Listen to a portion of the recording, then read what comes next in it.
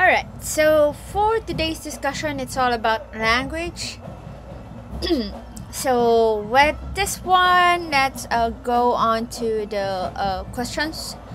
So the first one is, how do we create or how do we understand individual words?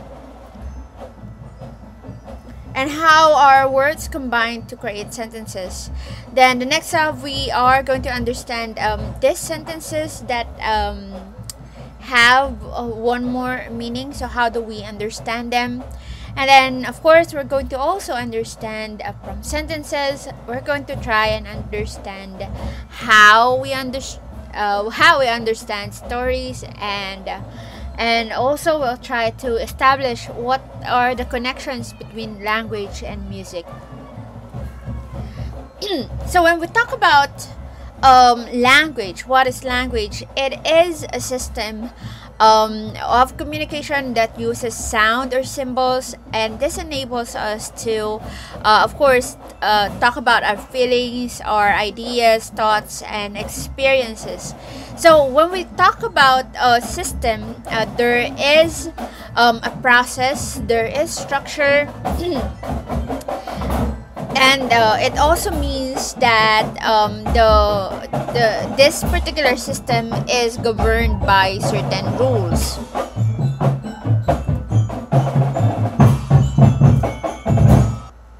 So when talking about so when we discuss language, it has a certain system that we have to follow, a certain set of rules that we have to follow in order for us to use it more effectively. Now, with that one, aside from these rules, language is also something that is very it's a creative ability that that sets us apart from animals. Although animals have their own way of communication, we have, or we are able to use language in several ways, like for example making music, and also with using words in a written manner in order to make stories or poetry. So that is where we see the creativity of human language being applied.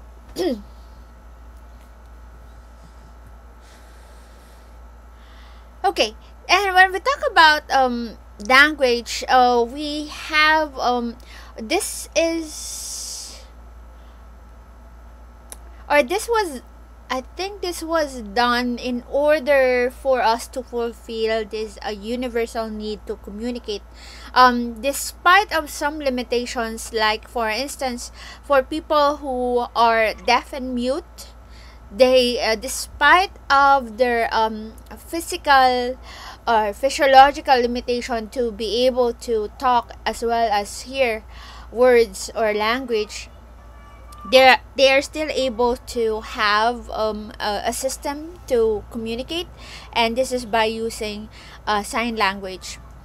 And then aside from that, we as humans, to make the make our way of communication more effective or more efficient, we follow rules, or we have established grammar or grammar rules in order for us to communicate more effectively, to express our ideas in a better manner, or in a way that will help the listeners or help the receiver of our communication understand us better. Okay, and then this is something that's universal across culture. We won't, or you won't encounter a certain culture or a certain group or tribe that doesn't really have a means of language. There isn't a single culture without any language of any sort. And then another thing that, or another evidence that shows us that this is really a universal need, is the ability of babies to communicate using babbling. Even even when they are a few months old, they do that. And uh, having words or speaking certain words or phrases when they are during the first few years of their life, and then the stringing together these words in order to make simple sentences by the age of 2 are innate or skills that the child or the baby will learn as they go through their different stages of development during the early years of their life. So all of these words, we have nouns and verbs, and we have a certain system to make things negative, or ask questions, or refer to the past and the present. So a good example of that one is how the English sentence is structured. So it's sentence, verb, object, and then this is why it's quite difficult for us to learn a language that would be that's in a different type of structure, in sentence structure, to be more specific, because Filipino is also in that particular type of structure, the subject verb object. So that's why when we try to learn another language that is not the same as that pattern, it's quite difficult for us to do, which is like with Korean is a subject object verb. That's how it's that's how the structure is. So that's why it's taking me quite long to learn that particular language. Okay, now studying language, the fascination about it had started even during the time of these Greek philosophers, Socrates, Plato, as well as Aristotle, who are all known to be the they're not really the pioneers, but they are the well-known philosophers during their time. Although they did dabble in other field of specialization or in other field of interest, they had also have their own idea about language. However, with the modern scientists, they have tried to understand it better. In particular, we have to think Broca and Wernicke, wherein they discovered that their contribution is very, very important in the sense that we understand what particular area of the brain that produces the speech, and what particular area of the brain that that functions for the comprehension of the speech.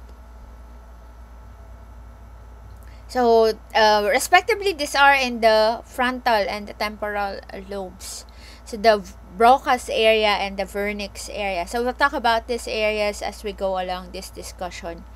And then, of course, we have B.F. Skinner, who had published a book. And in his book, he proposed that language is learned through reinforcement. I'm sorry for the typo there. But just like with everything, his idea is that we also learn language through reinforcement of behavior.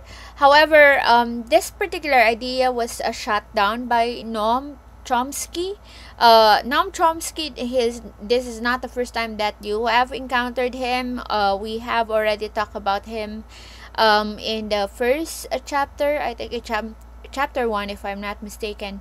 And then his name is also mentioned in your developmental psychology, particularly in the area of language development for the baby or for the toddler years. So, and this is because he published a book regarding human language, wherein his idea is that um, instead of it or instead of us learning language through reinforcement, he says that this is something that is an innate ability that is coded in our genes. Otherwise, we wouldn't really learn certain words, um, or we wouldn't really have pick up certain words from our environment wherein there is no reinforcement whatsoever. So, okay. Okay, so the field of study for language is the field of psycholinguistics.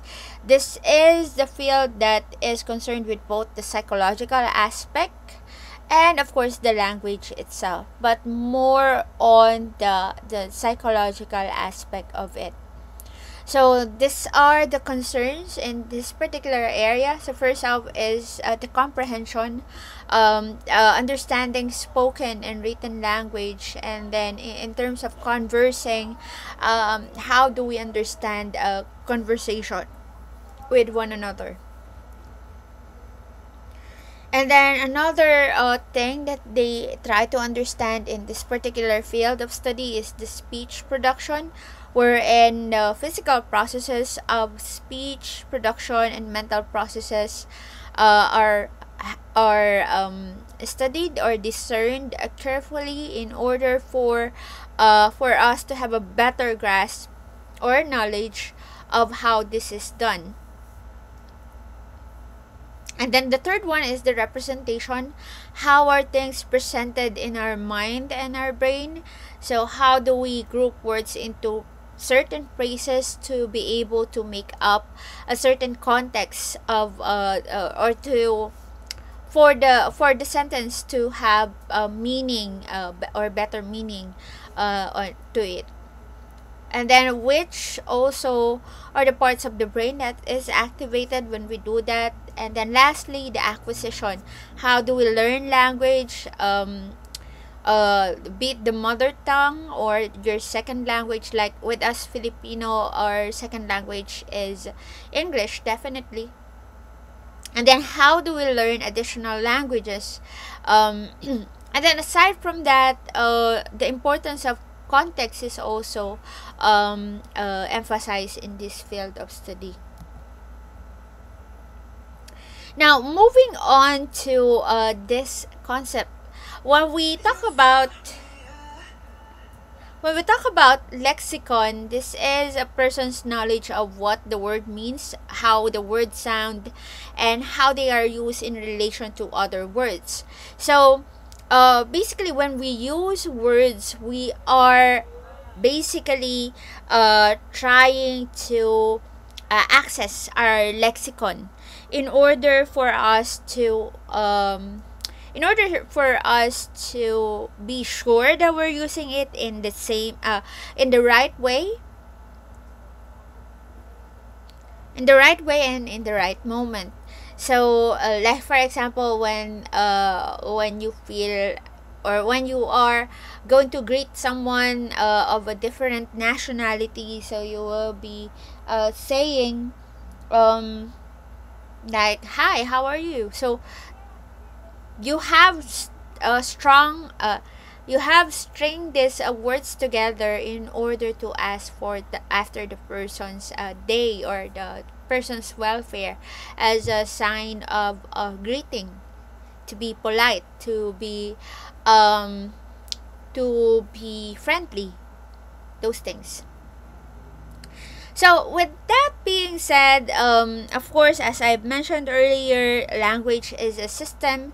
So with it being a system, it has certain components that we have to understand in order to understand how the system really works. So we have these two, phonemes and morphemes, as the smallest unit of language. With phonemes, we are talking about the sounds. Like for example, the letter S makes the sound, the letter F makes the F sound, and T, those things. The basic words or the basic letters that we learned when we were younger and how they sound in order for us to understand how certain words would sound like when we put these letters together. So that is phonemes. And then with morphemes, we are talking about the meaning of the words. So more or less, when you have combined these letters together and make up words, definitely to be able to use it in your language, the words that were the letters that were put together have to have some sort of meaning in order for the person to understand where he or she is going to put the word in a certain structure of the sentence, as well as when and where would the person use this word.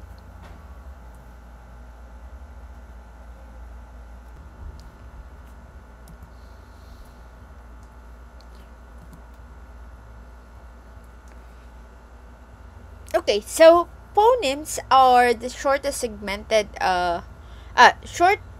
segment of speech, rather, that if changed, it will change the meaning of the word. So like for example uh, with um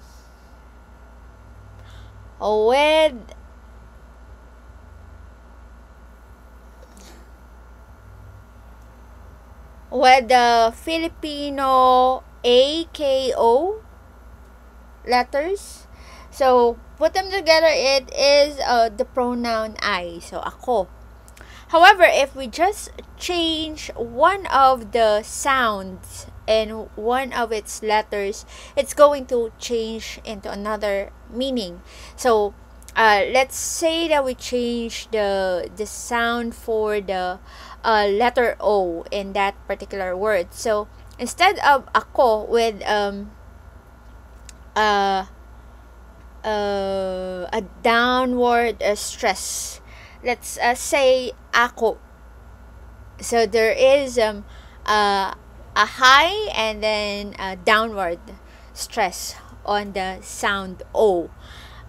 So definitely the meaning of the word has changed from the pronoun I. It had become someone that, or it had a change into owning something. Ako in Tagalog, ako.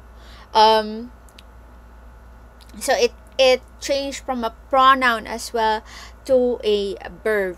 Now, for morphemes, this is the smallest unit of language that has a definable meaning or a grammatical function. So these are what we have to understand better in sentences in order to see if we are really using the words as according to its meaning. So like for example, the word hot, H-U-T, and then H-A-T, H-O-T. So all of those have the same pronunciation.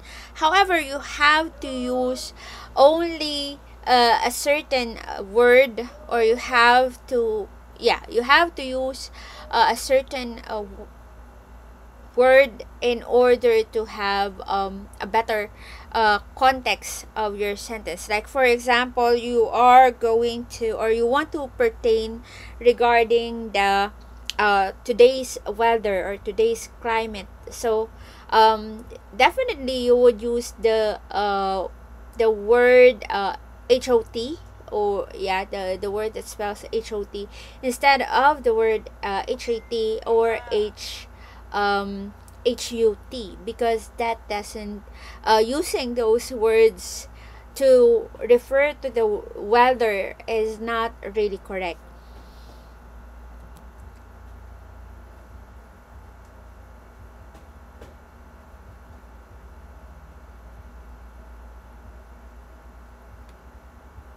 Alright, so how perceiving sounds and letters is affected by meaning. So we have what we call the phonemic restoration effect.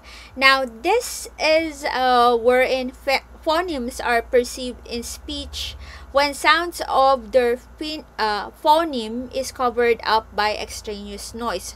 So this is something that we definitely experience nowadays, while most of the time we are while we are still in a work from home setup, wherein when we are discussing things, or we are talking about things or the lesson, but then the background noise is just too much. However, despite that, there are some words, or there are some sentences that you still understand how it means or what it means, despite of the extraneous noise. Okay, so like for example, in the study done by Richard Warren, he gave this sentence to the participants. The state governors met with their respective legislatures convening in the capital city, and then the S sound in legislatures was covered with a cough. So, however, the participants didn't really recognize the sound of the cough, and didn't really notice that the S word was missing. So from what he had done, he saw that the person who's hearing the sentence are doing the restoration effect by filling up filling in the sentence based on the context. So basically, it's a more of a top down processing. So what makes sense from this context of the sentence. So that's how we basically understand things. Now, when we talk or in a speech, we perceive individual words, but in a structured sentence. So, but with the speech, we have several factors to consider in order for us to understand it better. So, first off, we have, of course, the accent. The accent is something that's really very it's something that's how do you say this, it's something that takes getting used to. So like for example, since our second language is English, it's quite easy for us to understand English, particularly American English, which is the basis of our English lessons. And the basis of our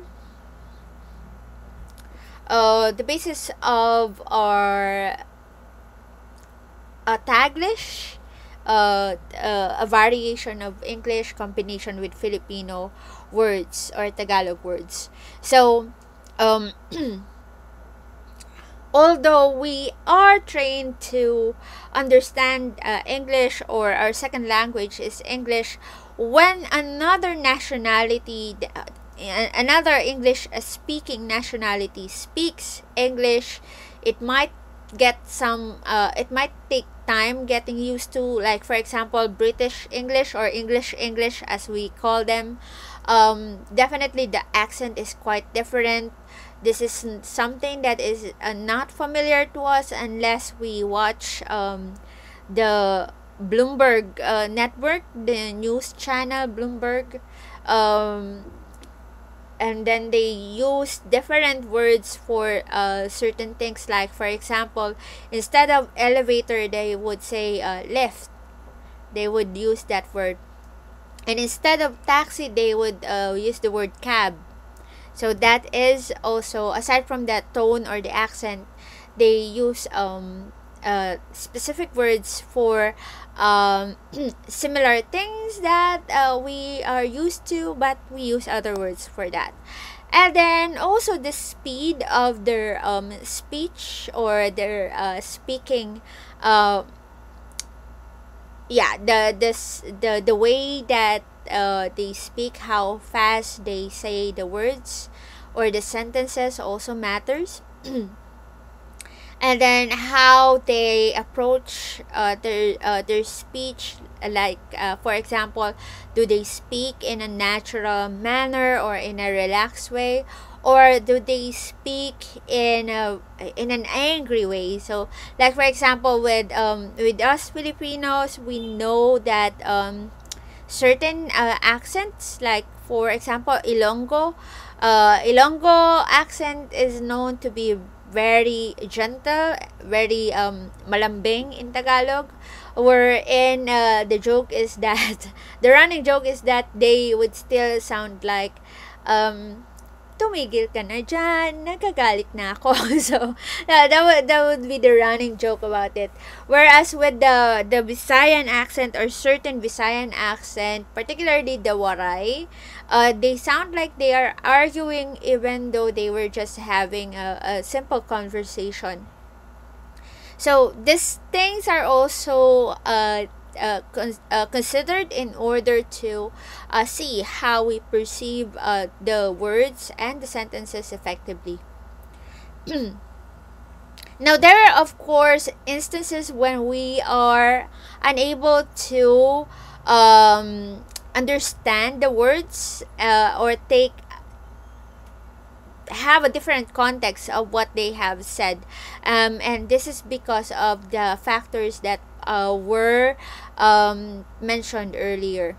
So, in the study done by Pollack and Pickett, they had subjects record conversations, and then they take out single words, and then they found out is what they found out is that the subjects only identified half of the words, even though only a single word was taken out. So this was a very good example, or a very good finding, in the sense that this is how we tend to misunderstand other people's words and sentences, because of the fact that we try to fill in the words that were lost from our perception. And aside from that, when in speech, pretty much what we're hearing are sounds, but we don't really see any segmentation or any distance or spaces between the words that were spoken. So pretty much like for example, how you're hearing or how you're listening to this lecture.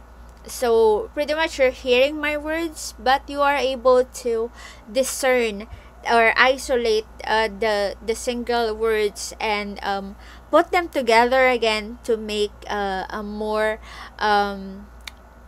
to make more context of what I'm saying.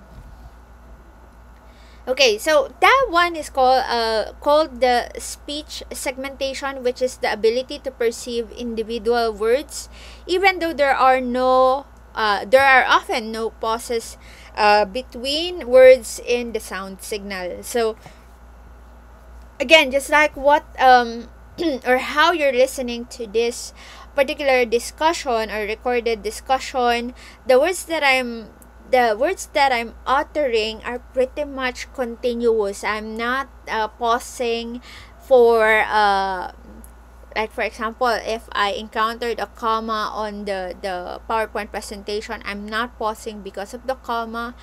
Pretty much I'm just saying the words in a continuous manner. However, you are perceiving it in this way, like how I presented the lecture here in the PowerPoint presentation, wherein you can see that there is clearly spaces between the words. Like for example, I would read this.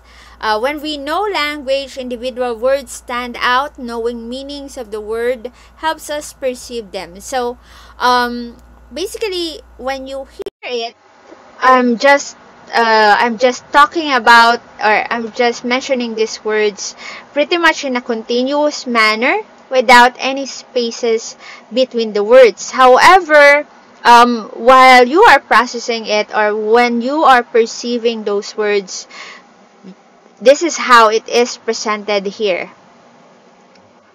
And this is how, and that's how you also understand that the words that spoke. Okay, so when we talk about language, we also understand that the meaning is, or what we meant by what we would like to express. This is the one that's responsible for organizing the sounds in words. So, like for example, if I want to ask, "How are you?" So, since my objective is to ask, "How are you?" I'm going to make sounds, or I'm going to make sounds that are related to the words asking how you are. So, I would be likely asking, "Oh, kumusta kayo?" or how was your day?" So, those things, because that is the intention. That it was my intention. So this is also how you are able to come up with the words that you want to say. Like for example, in recitation, since you want to ask for clarification, so you would be asking, "Ma'am, can I clarify this one and this one, blah blah blah." So those things, because the your intention or your objective is to clarify certain concepts, or to ask another question with the concepts that were learned in the discussion. So that is the meaning behind that. And this is how you're able to come up with the words that you are going to be using. Okay, so sorry, nagdoble yata yung aking slide. Okay, now in reading, we have what we call the word superiority effect, wherein in reading, this is the context of perceiving the written letters. For speech, it's more about hearing the letters, the sounds of the letters itself. For the word superiority effect, this is when the letters are easier to be recognized when they are contained in a word than when they appear alone, or are contained in a non-word. So like for example, if I'm going to type out "Nandyan pa ba kayo?" Even if I type it out in a continuous manner, meaning to say there are no spaces between words, you're still able to understand the individual words per se, given that they are contained in a word. The sentence are contained with all individual words inside. However, if I'm going to put the word kumusta in between, or I'm going to sandwich the word kumusta in between letters kaga, or a non-word kaga, at maga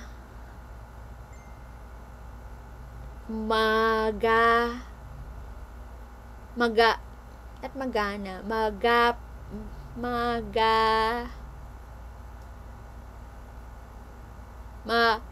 magaag.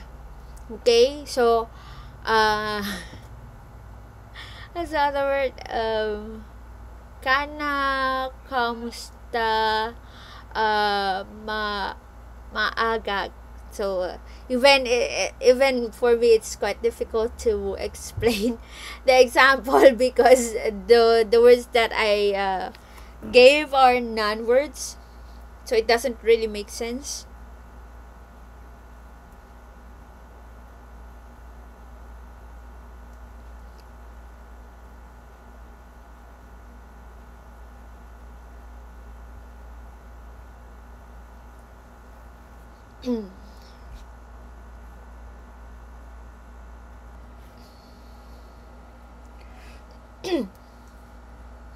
So with that one Gerald Richter had tested the word superiority effect, wherein he gave the stimulus, which is a word, a single letter, and also a non-word, and put it in a random pattern. Then two letters, they are going to be picking which letter was presented in the original stimulus. So the results of his study was that um, uh, the responses is more quicker and more accurate when the letter had been part of the word. And then from this particular study, we're able to see that letters in words are not really processed one by one, but each letter is affected by the letter that comes with that comes within in which it appears. So this is why when we read words, like for example, there was a typo previously, it seems to be jumping out of us, right? This typo or misspelled words, it's because of this type of effect that's happening to us.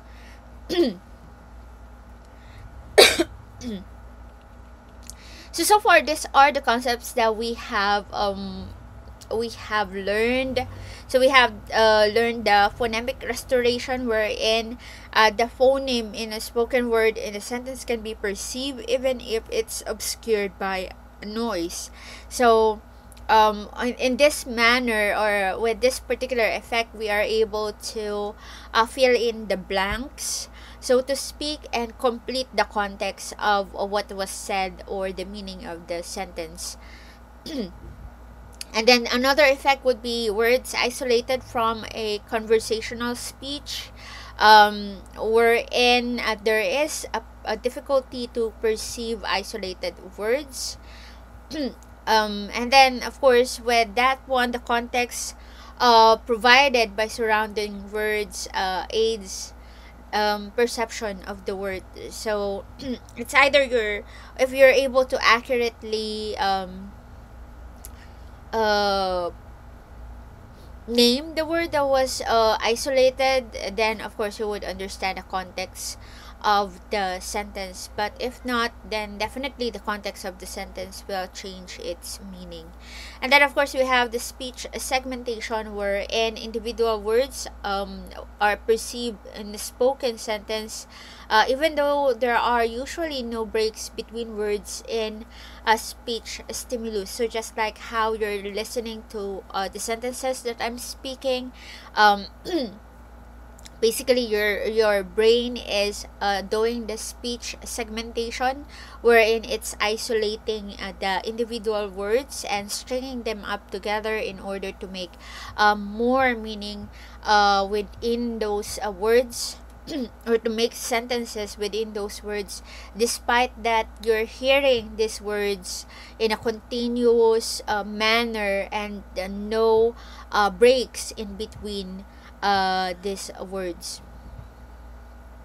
So with that particular effect, we can conclude that the knowledge of meaning of words in a language and knowledge of other characteristics of the words, like for example the sounds that usually go together in a word, can help create the speech segmentation. And then, of course, we learned recently the word superiority effect, wherein letters presented visually are easier to recognize when they are in a word. So, with that being said, we can conclude that the letters are affected by their surroundings. So, in understanding words, we have what we call the corpus of a language, which are sample of utterances or written text from a particular language. So this indicates frequency with which, again, I'm sorry for the typo. I was typing it late at night, so So my brain cells were not really functioning that well. Anyway, so with which different words are used and frequency of different meanings and grammatical constructions in that language are applied. So with that one, we have what we call the word frequency effect. Wherein this is the how frequent a word appears in a language. Like for example, in the Filipino language, ako tends to appear a lot because this is a pronoun wherein we refer to ourselves. This is the equivalent of the I in the English pronoun. So the word frequency effect will respond more rapidly to high frequency words than to low frequency words. So like for example, if I say that the person is more the person is very what would be a good word with low frequency?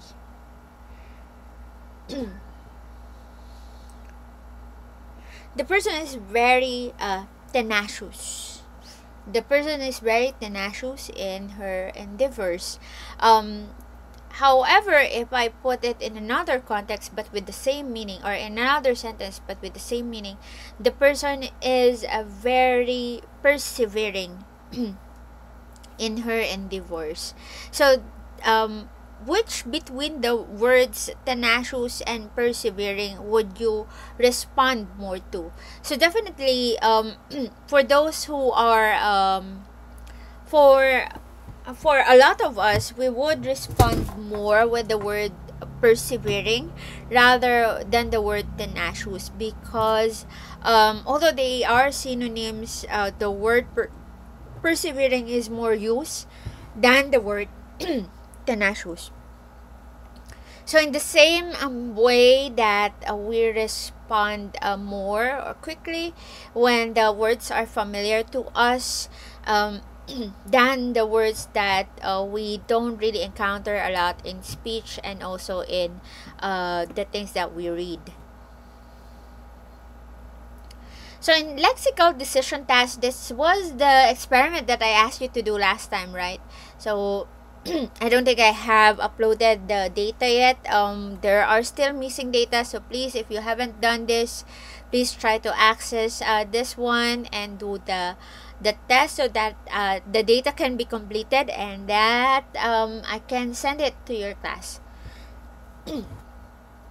So in a lexical decision task, you are given a list of words and indicate whether they are a word or non-word.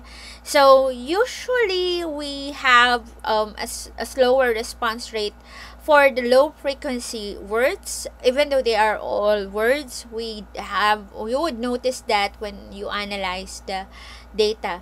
And again, this is because the brain is trying to understand the brain is trying to see if it recognizes these words or these letters string up together. And if they do, what does it mean? It's also trying to access its memory in terms of what does it know about the meaning of the word if it's a word.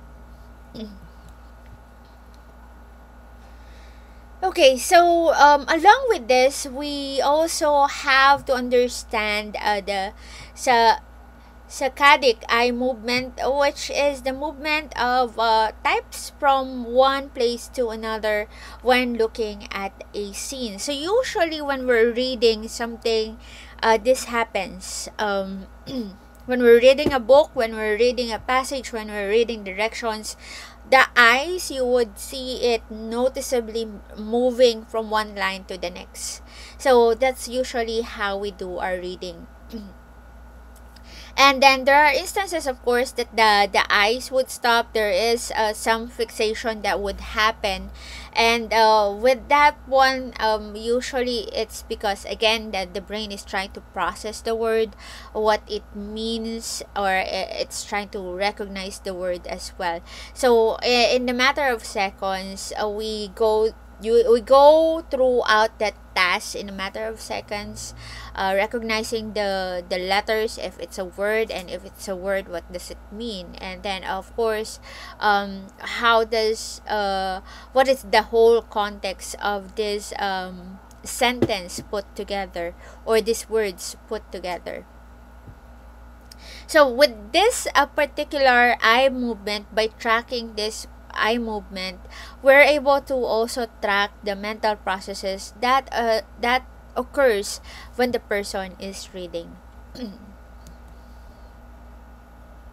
So with Keith Rayner, he decided to come up with a study that measures the subject's eye movements as they read sentences which contain both high and low frequency words. So what he noticed was that there is a longer fixation time for low frequency words. So meaning to say, the eyes pause longer on words that are not usually encountered in the speech or the language of the person.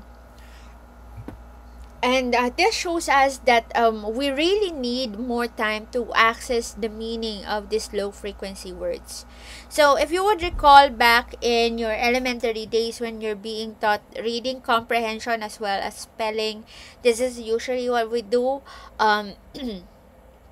If you do recall the times that you had to really memorize or really understand how the word rendezvous was spelled, and also how to use that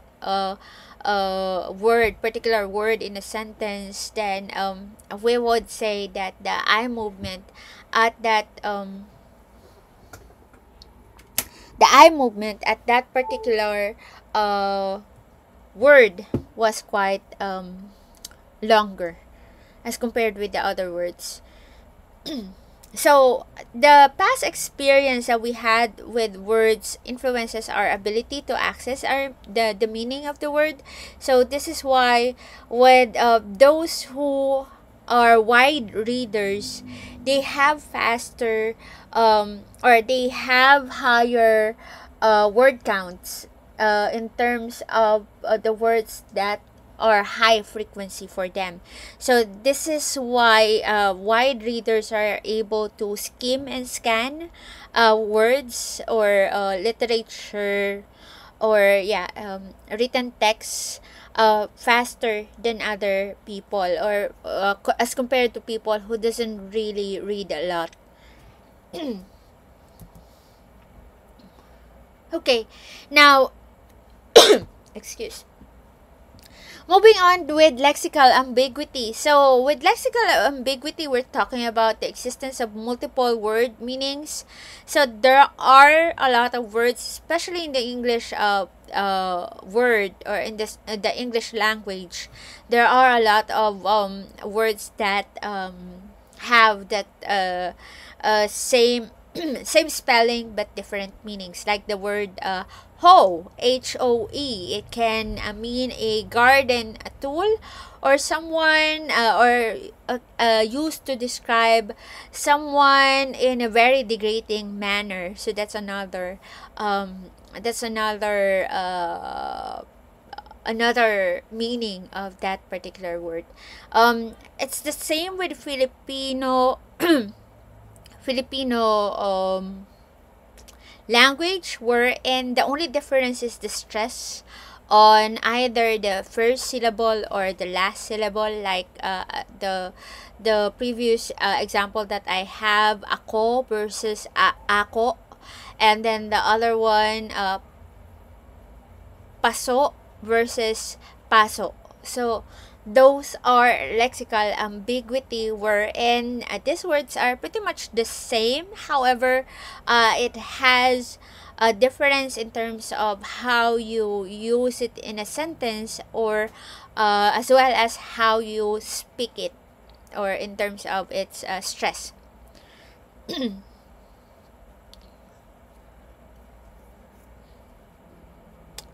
Okay, there are also what the overlap in some languages, wherein some meanings of a word are more likely than others in a particular language. So let's say, for example, in the Filipino language, we have the word puto, which refers to rice cake, or a dessert of sort, which of course Filipinos enjoy as a snack.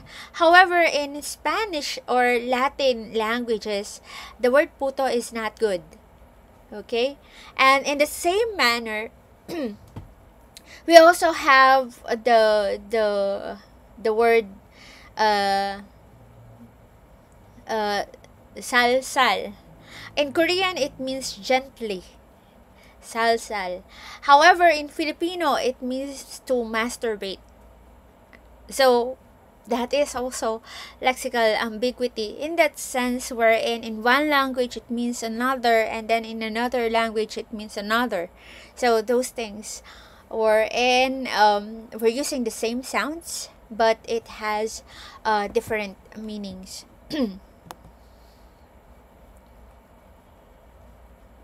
Okay, so according to Traxler, many words have multiple meanings, but these meanings are not all created equal. So just like we have mentioned from the experiences, the examples earlier. So there is a difference.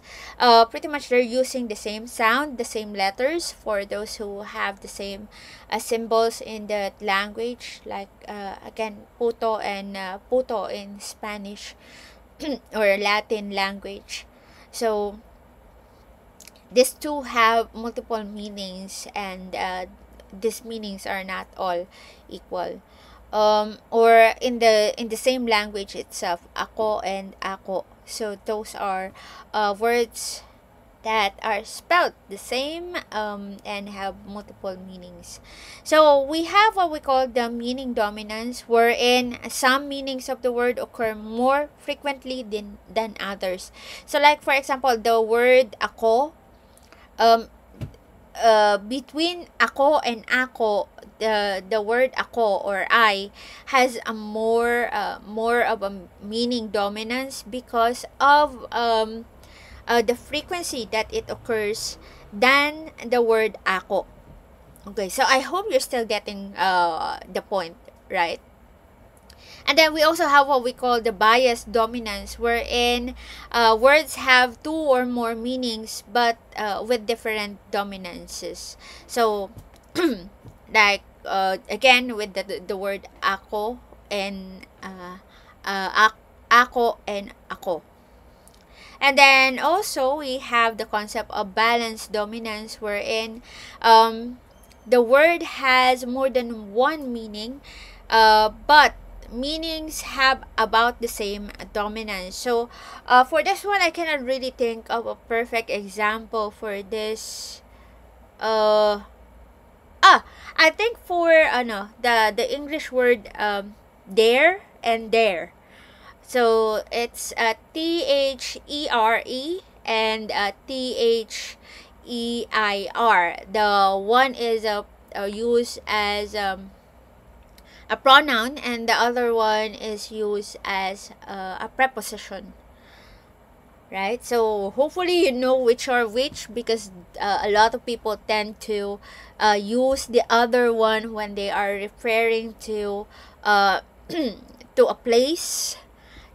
Some would use the pronoun when they are referring to a place, and then some would use the preposition when they are referring to a pronoun. So I think these two words, there and there, has a balanced dominance because oh, sorry, they don't really have the same meaning per se, but they have about the same dominance. Sorry, let me just think of another example that would really encapsulate this one.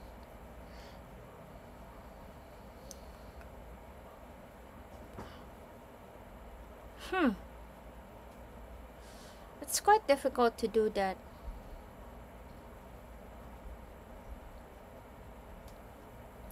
Anyway, so hopefully you will be able to come up with your own example. I cannot think of even in Filipino, I cannot think of a word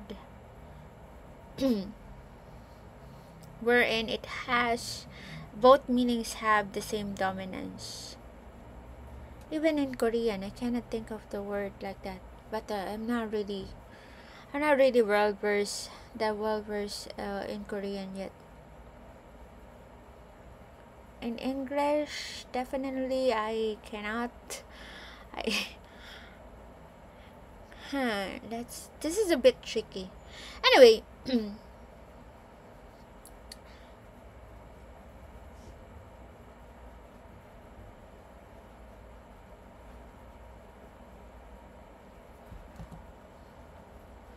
okay, so far we have discussed, or the concepts that were covered in this particular section are as follows. Of course, we have the word frequency effect, which is the words vary in frequency with which they are used in a particular language, and this affects um, the ways of understanding the words. And usually, the high frequency words, as I mentioned earlier, are read faster than the low frequency words. Then we also have again the lexical ambiguity, wherein words have more than one meaning. For words with bias dominance, the one meaning is more likely. For words with balance dominance, the meanings are equally likely. so a word's meaning dominance and context in which it appears determine which meanings of the word are activated and how rapidly it is activated. It also matters in this particular concept.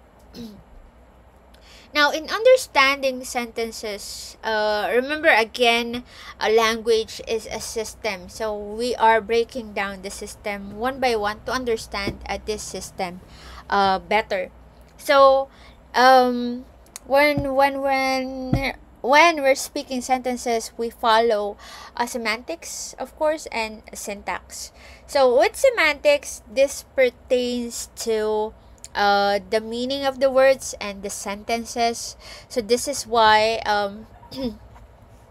when you're saying things, you really have to think of the best words to use in order to make the sentences more meaningful, or to really put across your message on that sentence using those words in that particular sentence. And then when we talk about syntax, the syntax pertains to rules for combining these words in the sentence, because we don't just string up random words per se. Again, remember, language is a system, so it has certain processes and rules to follow in order for it to make sense. So with that one, again, going back to my introduction, with that being said, like the sentence structure for English and Filipino, we follow that in a way that my sentences would start often with a subject, and then the subject has a verb, and that verb has an object. So, like for example, I went to the market. So, I would be the subject, went would be the verb, and the object would be the market. So, that is the syntax of that particular sentence. I followed that specific sentence structure because I use the the English language. So if I'm going to use Filipino, since it is within or it follows the same sentence pattern, I also would say things like ako ay nagpunta sa palengke. So that would be the subject. The subject here is again ako, nagpunta, which is the verb, and palengke, which is the object where I went. So So with that one, again, the sentence makes sense because I followed the syntax for the combination of these words in both English and in Filipino. So um, it wouldn't make sense if I'm going to follow the rules or sentence structure of the Eastern languages like Korean or Japanese, wherein it's a subject, object, verb. So if I'm going to do that, my sentence would be like this. In English, I market went. So that doesn't make sense because the words that I'm using are English, but the sentence structure that I'm using for these words are Korean. So, uh, so with that being said, for the semantics, we have to follow the syntax, or we have to combine the syntax appropriate with the semantics in order to really make the sentence more meaningful or more understandable. Okay. So with that one, what are the brain areas involved for syntax and semantics? So we have Paul Broca and Carl Wernicke to think for localization of these particular functions. So Broca was able to determine a certain area in the frontal lobe, which is now called Broca's area, and he was able to see that this area is involved in language production. So this is the one that is definitely active when we're stringing together words in order to make a meaningful sentence.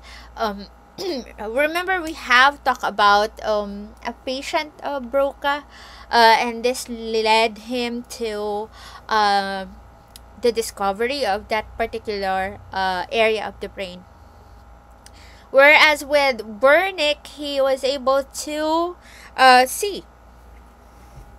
He was able to see the Wernicke's area somewhere in the temporal lobe, and this is involved in the language comprehension, wherein the semantics would fall into, because it's more of understanding the meaning of words that are put together.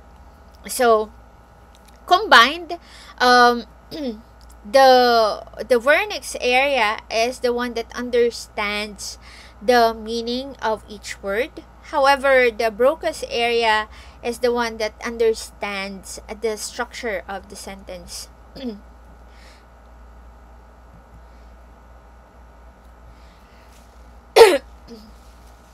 So with related with that one, Broca had also discovered the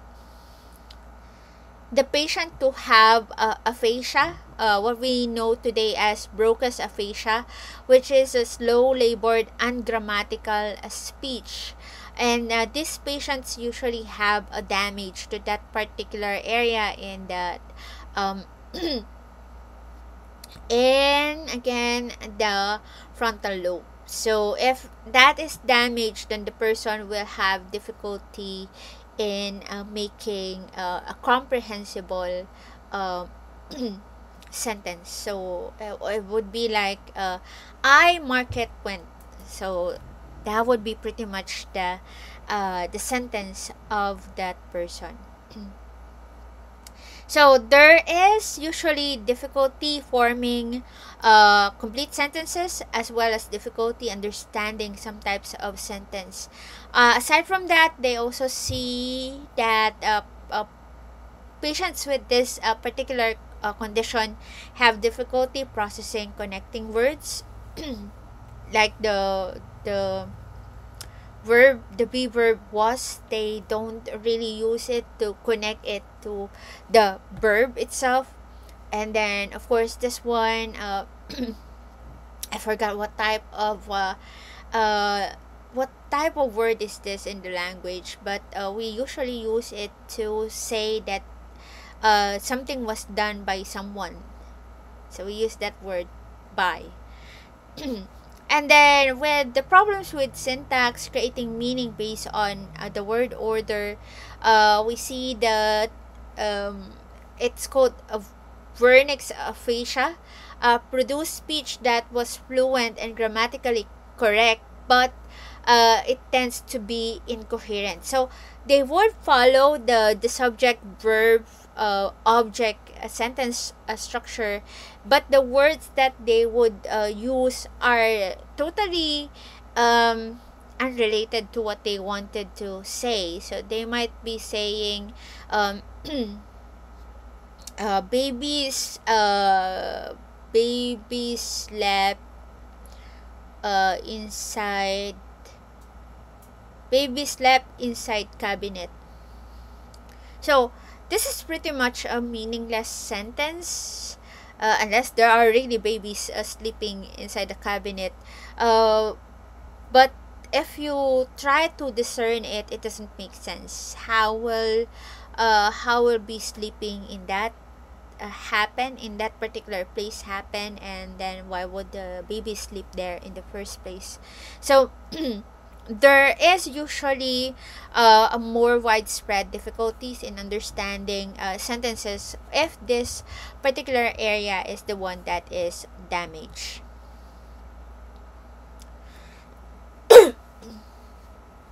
So they also try to see further using, of course, brain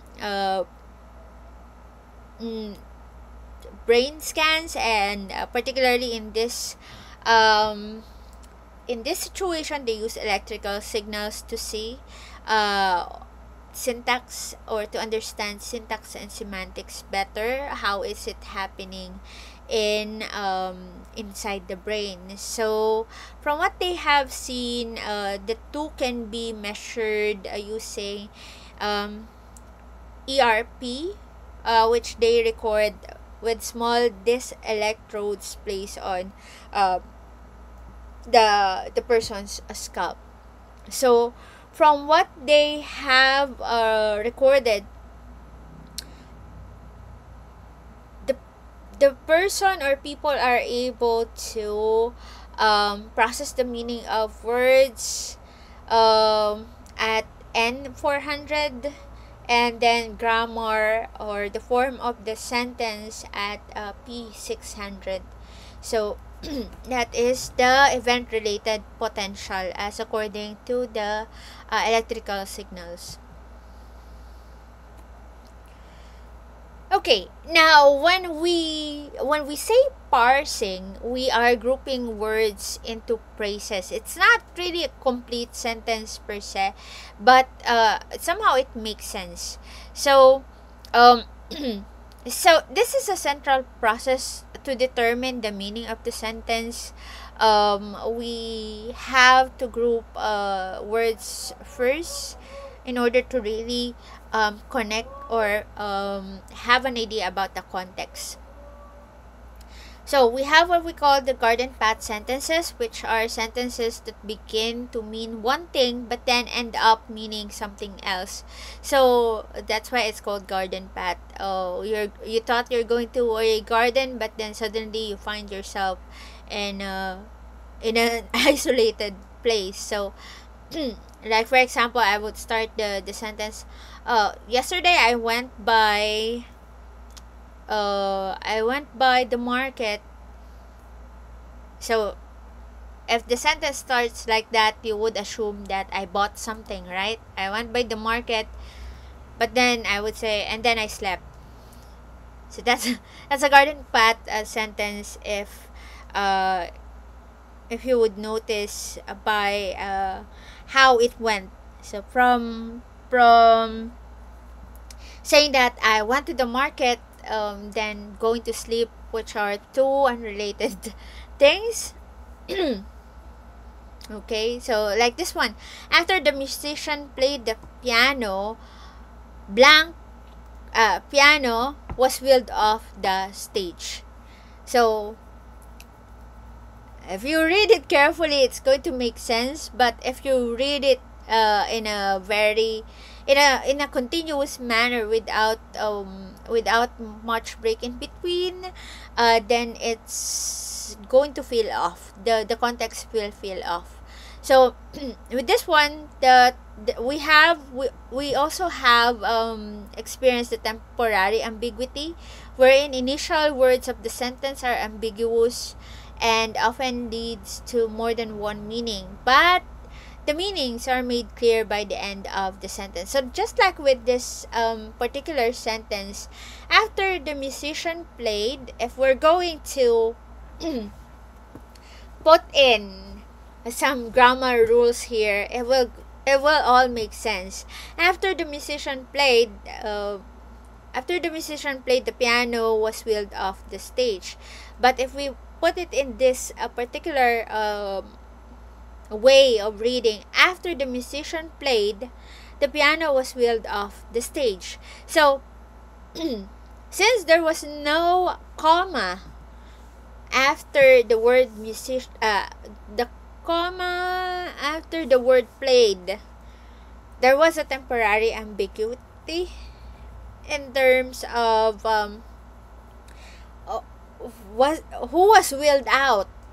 Was it the musician? Again, since because we understand, or our syntax being educated in Filipino and English languages, which are both have the basic sentence pattern of SVO, we would think that the musician was wheeled off the stage.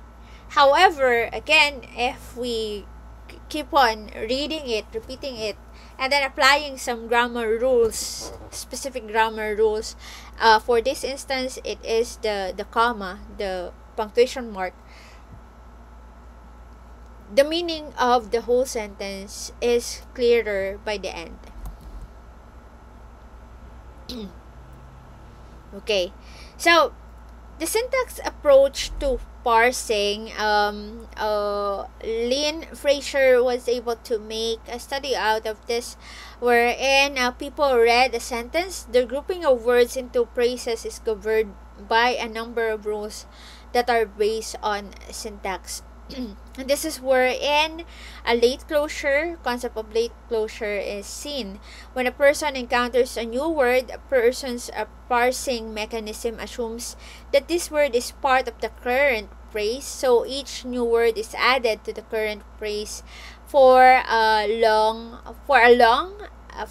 as possible. Again, sorry for the typo. So like for this one, after the musician played, so some of you, when the first in the previous slide, when we were reading the sentence, you probably read it after the musician played the piano. However, it should be like this one: after the musician played the piano, the piano was wheeled off the stage. So this is a late closure in the sense that you initially thought that this one is part of this one, but then you realize that it's not really part of the first phrase. Okay, we also have what we call the interactionist approach to parsing, wherein information provided by both syntax and semantics is taken into account simultaneously when we read or listen to a sentence. So let's see this sentence. Meaning of words in a sentence: the spy saw the man with the binoculars, the bird saw the man with the binoculars. So with this one, so the knowledge that we have about these words influences the way that we interpret the relationship between words in the sentence. So like for example, this there was a spy who saw the man who has binoculars, right? And in the same way, we also have this bird that might, or who have seen maybe the same man with the binoculars.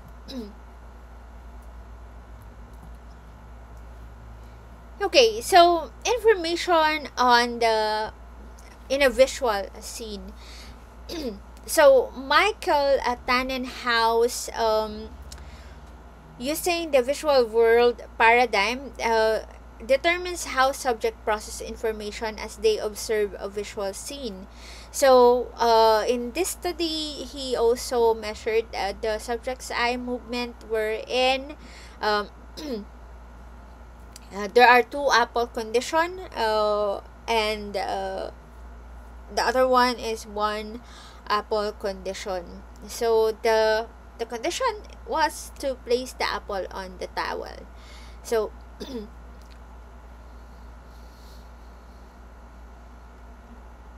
so the first one is to the relevant apple is already on the towel, and the second one is to move that apple onto the towel. So by doing that, he was able to see that on on a given condition have an effect on the eye movement. So like for example, if I told you to uh,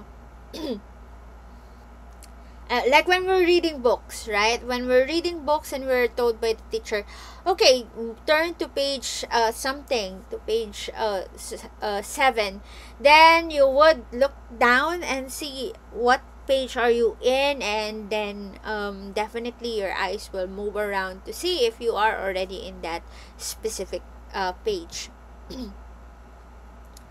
Okay, so making predictions based on knowledge about the environment. So with this one, we take in statistics of what is most likely to occur into determining the meaning of the sentence. So like for example, this is the sentence: getting himself and his car to work on neighboring island was time consuming. Every morning he drove for a few minutes and then boarded the. So what would be the next word for that? So a person who has an idea of how to get from one ferry to one island to another island would know that they need to ride a certain vessel of sort in order to get to another island. But for a person who is not exposed to this kind of commute, for people like us who is only experienced to get to where we have to get to is by riding jeepney, we could say that every morning he drove for a few minutes and then boarded his car. So that wouldn't really make sense per se. However, the statistics are based on our statistics or our own environment, knowledge about our environment. This is what we usually do. We don't really use the ferry to for our commute. So that's why if we're going to base it on the probability of us mentioning ferry, the probability is going to be low since we're not that exposed to this kind of transportation. Okay, and then we also can make predictions based on the knowledge of the sentence construction. So with this one, an experiment was done by Alex Fine, wherein he had readers change their predictions based on their experience with the new constructions. So like this sentence, for example, experienced soldiers warned about the dangers before the midnight raid, and then main verb. So experienced soldiers warned about the dangers, conducted the midnight raid, which is a relative clause. Another example is this one: experienced soldiers who were warned about the dangers, conducted the midnight raid. So this is pretty much an ambiguous sentence. So there is a longer time for ambiguous sentences compared to unambiguous sentences, and this is what we call the ambiguity effect. So just like with the first one, definitely this one in particular, it took some time for us to really understand what was it saying, what was the meaning about it, because the sentence was constructed in a way that it's not really clear, or it's quite confusing. However, with the last sentence here, we can say that it was pretty clear cut.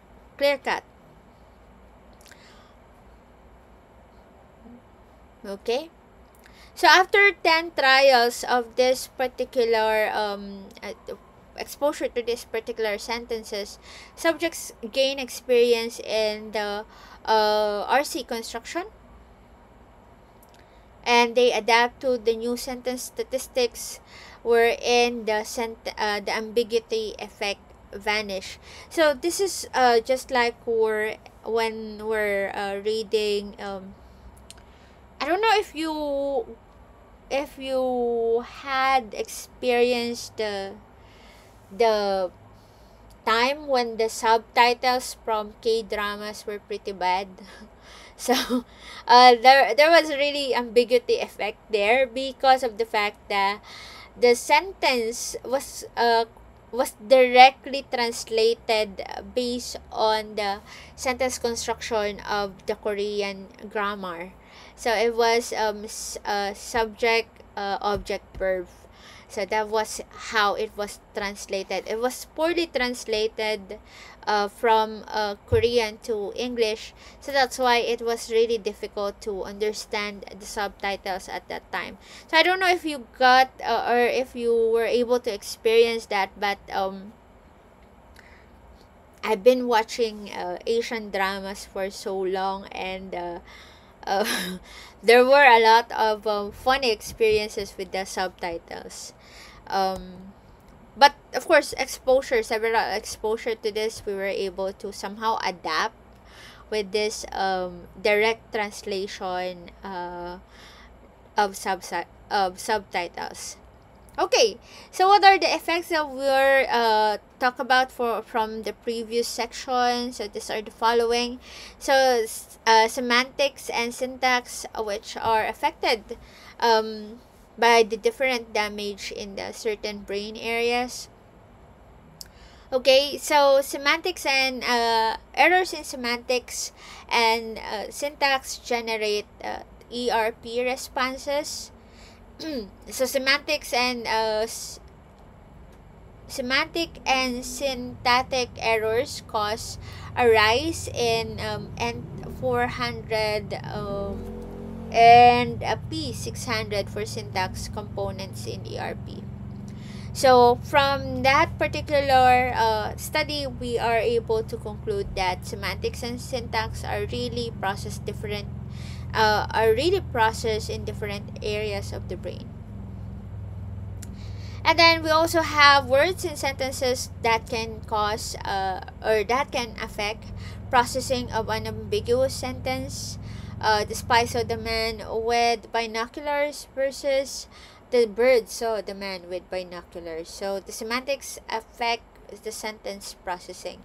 So information in visual scene can also affect the processing of an ambiguous sentence. So different scenes can cause different processing of same sentence, like the content of the scene can affect the sentence processing. Temporary ambiguity can be caused by expectation and can be changed by experience. So, less likely sentence construction creates more ambiguity, but the effect goes lower or decreases with experience.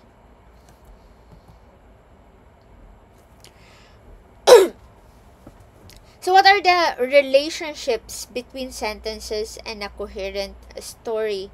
So, from the sounds to the words, and then the words to the sentences, we now go to how sentences make up a story. So, with that one, it involves inferences, wherein we try to determine what the text means using the knowledge to go beyond the information provided by the text.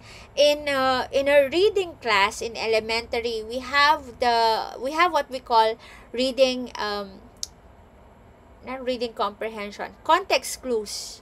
We have that wherein you have to understand what the word means, or what the sentence means, based on the sentences that comes before it and after that particular sentence. So in making inferences, there was a study done by Bransford and Johnson, wherein the participants are asked to read passages and try to remember the passage that they read. So some of them have never seen the word hammer, but saw the word, or the phrase pounding nail, and then they assumed that the character in the passage was using hammer. So with that one, we can see the narrative text in which the story progresses from one event to another. So this is also how we understand literature better. Although the writer doesn't really have to write things word for word and really explain in detail everything, we understand based on the inferences that we make about the words and the sentences that were constructed in the story. And then, of course, there should be coherence in order for us to understand the text and the stories. So, with coherence, this is the representation of text in a person's mind. So, information in one part of the text is related to the information in another part of the text. So, these are created by different types of inferences. So one such type is what we call the anaphoric inference. So these are inferences that connect the object or person in one sentence to an object or person in another sentence. So they use pronoun usually to refer to the subject or the object from the previous sentence. So let's say, for example, John was going to the mall. The next sentence wouldn't be John is going to buy something for Christmas, but rather it would be he was going to buy gifts for Christmas. So we know that the person who's going to buy gifts for Christmas was John, because he was the one who was clearly stated from the previous sentence who is going or on his way to the mall. So that is what we call the anaphoric inference. Then we also have this one, the instrument inference, which are the inferences made about tools and methods. So the casual inference, this one on the other hand is an inference that events described in one clause or sentence were caused by events that occurred in the previous sentence. So, making connections between sentences is essential for creating coherence in text. And this also involves the dynamic process of involving transformation of words, sentences, sequences of words in order to make a meaningful story. So, just like with the instrument inference, just like with the study of Bransford and Johnson, the participants had assumed that there is a hammer because of the phrase pounding nail. You definitely cannot pound a nail using your own hand. That would be quite dangerous. That will be very painful and harmful for someone. So that's why the readers have inferred that the person was using some tool of some sort. And with the casual or causal? I think it's causal. Again, I'm sorry for the typo. Causal inference. So it can be like ah,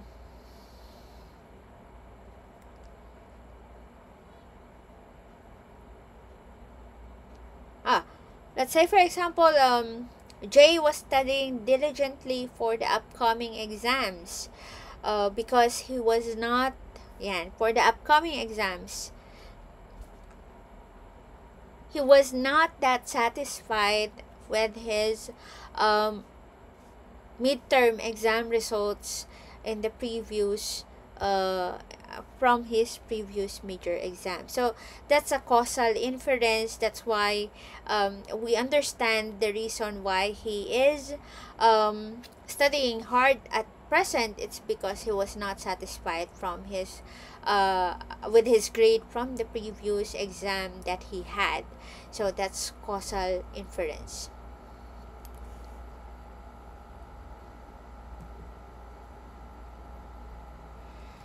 Okay, so with that one, or aside from that, we also understand texts and stories with situational models, wherein there is a mental representation of what the text is about. So, representation of situation in terms of the people, objects, location, and events which are described in the story. So, um, like for example, in if you have I really urge you to read Harry Potter. Harry Potter is a good literature for young adults. I've been collecting the anyway, that's besides the point, but I've been collecting the first edition British publication of the book, because the artwork is great, and yeah, the artwork is great. I really like the artwork. However, going back to the text and the story, I'm sorry, but I digress. So, um, that's a good story to start with if you're not that fond of reading. Because in terms of how the writer was able to present the situation, it was very vivid. Um, it was really it feels like she was as if painting the picture in your mind. That's how effective she was with her words. So that's why I really like this particular literature. um, in terms of how she described the characters, I don't think it was that great. I enjoyed more how she described the locations, like for example how she described Hogwarts, how she described the forest wherein Hagrid was living in, or how, yeah, the forest behind the Hogwarts castle, where Hagrid has his hut and where he is living in. So with this one, the representation of the situation, these are mental representations as simulation, and with this one, the person is able to simulate perceptual and motor or movement characteristic of the objects and actions in the story. I remember another writer, Dan Brown. I remember his I read was it Angels and Demons or Da Vinci Code? I think it was Da Vinci Code. I read Da Vinci Code, and when it was on the part of the climax, I was reading it while pacing around. He was that effective with his words because I felt the adrenaline. I felt the adrenaline rush when the main character and the female lead in that story were being chased by the antagonists. So I really felt that particular scene. And then another story that was quite vivid with their words. They were really great. These are really great, some of the great writers that I know. I forgot. I forgot the writer, but he wrote Tuesdays with Maury. That's my favorite book. And Five People You Meet in Heaven, if I'm not mistaken of the title. Mitch Albom. Okay, so Mitch Albom wrote Tuesdays with Maury. That book is very emotional for me because of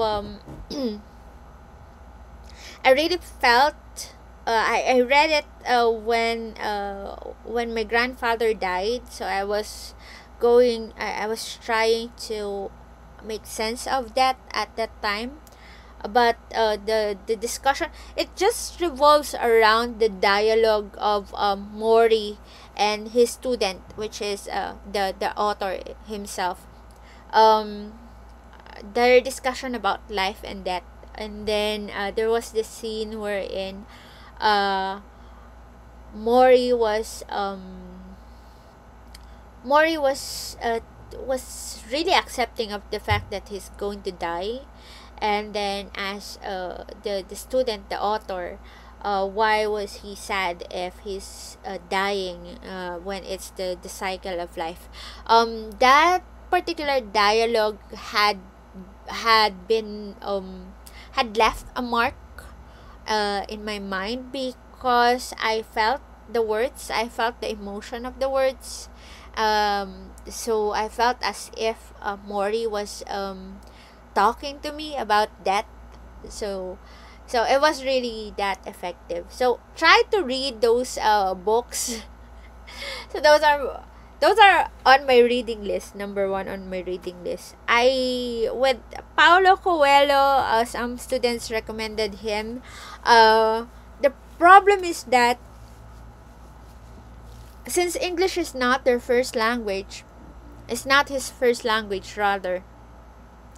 His works are translated to English. So this is why I feel that his words doesn't really have an impact, unlike the previous authors that I mentioned. It's because it may be because of that. But he did have one book that is good. It's psychological in some sense. Veronica Decides to Die. I suggest that you check out that particular book. Okay, so understanding text and stories. This is a very very long section. So Stanfield and Zwan had a study wherein they had sentences describing situation of an object, and then the respondent would indicate whether the picture shows the object mentioned in the sentence or not. So like for example, hammered the nail into a wall, or and then hammered nail into the floor. Another example was this one, eagle in sky, eagle in the nest, outstretch wings, faster for number one. Okay, now from their study, the results was that the affirmation or the yes answer was faster when the picture's orientation matched the situation described in the picture. So the subjects created, from what they have concluded, the subjects created perceptions that matched the situation as they were reading the sentence. So basically, the study showed how the readers were thinking about or visualizing the sentence in their minds. Okay, with regards to fMRI or brain scans, when it comes to understanding text and stories, Olaf, I cannot pronounce his name, last name, I'm afraid I might butcher it. So what he found out is that there's a link between movement, action words, and brain activation. Um, he's able to do that by using two conditions: move right, left foot, left, right, index, finger, and then tongue, and then read action words like kick, pick, or lick. So from his study, he found out that the areas of the cortex are activated by actual movement and reading the action words. Although the activity is more extensive for actual movement itself, but there is activity nonetheless when the action words were read. So also, he's able to make that conclusion because the activation happens um, when the respondents just read the words. The activation happens approximately in the same areas of the brain when the person would do the action themselves. So there, from this, we can see that there is a physiological mechanism that is related to creating situational models as the person reads the story. So this is why certain types of stories or certain style of writing really affects us very much. So just like how I was very I was I was having an adrenaline rush when I was reading Dan Brown's Da Vinci Code. Another good novel would be Hunger Games. It would be better if you read the words or the stories, because it's going to help your brain to activate certain areas for its improvement and development. So aside from that, they also use again the ERP when to see predictions based on the knowledge about the situation. So measuring the ERP when the person is reading short passages. So the response is about N400 when responding to errors in the meaning, in the word meaning. So like for example, he saw the group walk onto the then chom chom chom, like for example stage. So these are expected. Guitar is an event related thing to the stage. Barn is something that is event unrelated to these two things. So with the expected stimulus, the small response was seen in the amplitude of N400. With the event unrelated, there is a large response that was seen. So we have this one Methusalem have said that knowledge about different situation is continually accessed, which is true.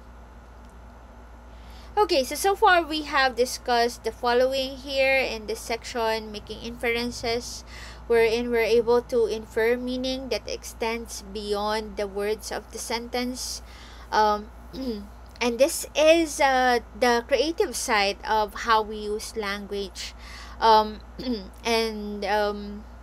by adding this up, we're able to add more meaning on the sentence, and this is based on our past experiences, and this also allows us to create more coherence on the sentence. And then we also have creating situation models, wherein we're able to simulate perceptual and motor characteristics of objects and actions in the story. And then also we have established the link between action words and the brain activity, wherein the motor areas of the cortex are activated by the action words even though they are just read.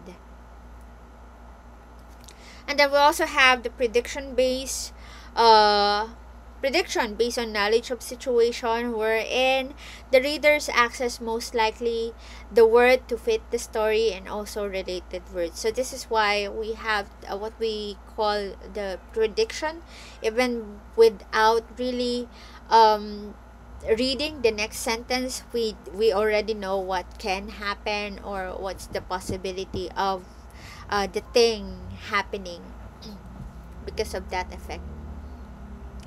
Okay, so moving on to producing language. So how do we do conversation? So so in making conversations, of course, we have to take another person into account. So with that one, we have the given new contract, wherein the speaker should construct sentences so they are going to include these kinds of information. So the first one is the given information, which is the information that the listener already knows. And then the second one is the new information, which is information that listener is hearing for the first time.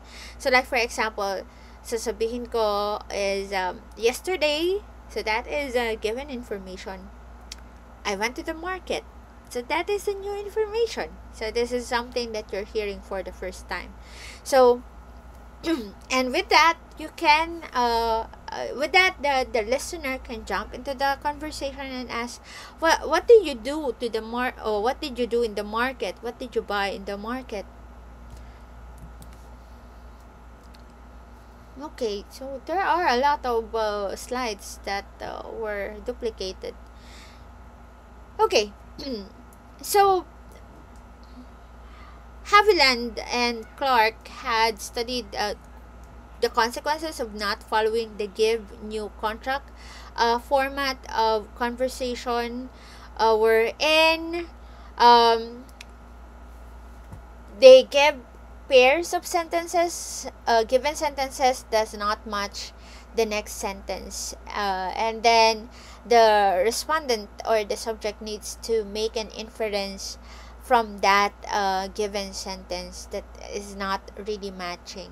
So what they have seen is that it takes longer to have a response. So from here we can really see that when establishing conversation, it is a process of sharing, wherein the speaker has to have a common ground with the listener, wherein there should be a mutual knowledge, belief, and assumption. So this is why also, if when I'm doing my discussions, I would especially our live classes, during our synchronous classes, I would ask, do you know that? Because I'm trying to establish common ground. Otherwise, I will just be making a monologue. And this is also why I keep on asking you to respond, to ask questions, to jump in whenever you have something that you wish to add, because I'm trying to make a conversation between me and the class. And then with another study done by, this time by Isaacs and Clark, um, for example, this is also why we use common language for people who doesn't really, who's not really specializing in the field that we're specializing in. So um, they had the doctor use common English to communicate with patient, but then they see the same doctor using medical terms to communicate with another doctor. So with this one, they are establishing common ground, wherein there is a back and forth exchange during a conversation. It's not going to be a conversation if it's not back and forth. So just like what I'm doing right now, it's not a conversation, but rather it is just a monologue. Aside from that, there is also what we call the syntactic coordination, wherein the people involved in the conversation use the same grammatical construction.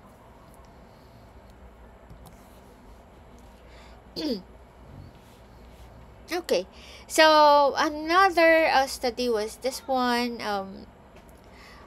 conversation between a robber and a lookout. So with this one, definitely, like for example, how we are trying to establish a conversation, we should be within the same context of the sentences, or and also the words that we are going to throw out to each other are uh, applicable to the situation that we are in at present.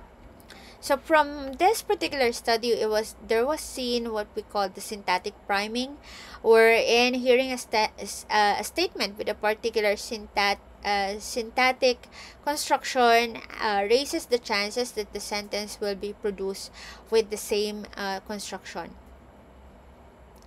Okay, so with this one, another study by Holly Branigan, so the wherein there is a priming statement. The girl gave the book to the boy. The girl gave the book to the boy. Then the subject picks the matching card that correspond to the Confederate statement and describe to the Confederate.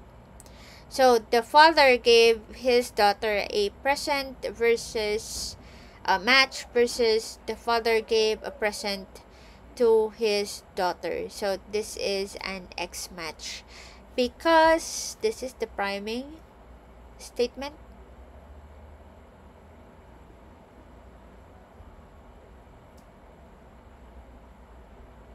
Okay.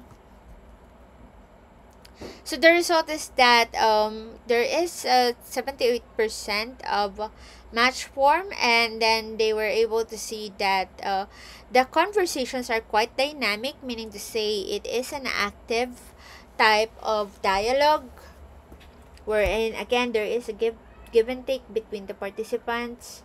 The one would be talking and another one would be responding, and this happens rapidly.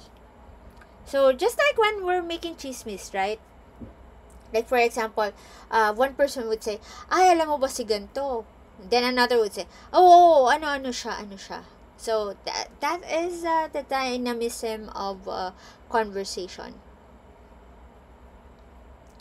Okay, so what is semantics in establishing conversation? Again, as I've said, people take into account other people's knowledge and help establish a common ground if necessary. And this is also what I do whenever I have talk. I try to establish something with the audience in order to make the talk easier, as if I'm just having a dialogue with them and I'm not really doing a seminar or a lecture type of talk.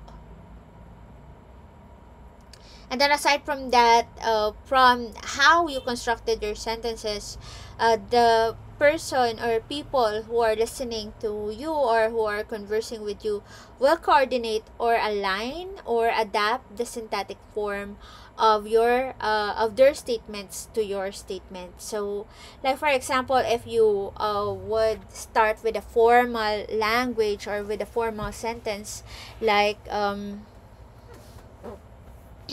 how I would do my talk, especially with older audiences. So I would say, so usually marami po sa atin. So I would use the